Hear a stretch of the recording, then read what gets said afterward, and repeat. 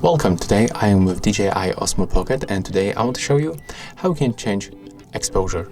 So at the first, when you are, for example, in the photo mode, we have to tap on this left upper corner icon. Next, we have to set exposure. So as you can see right now with the slider, we are able to adjust exposure manually.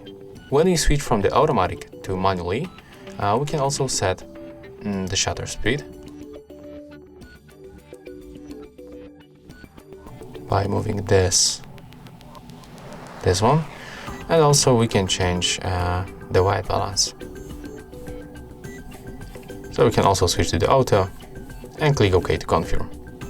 So yeah, that's how you can switch exposure in your DJI Osmo Pocket.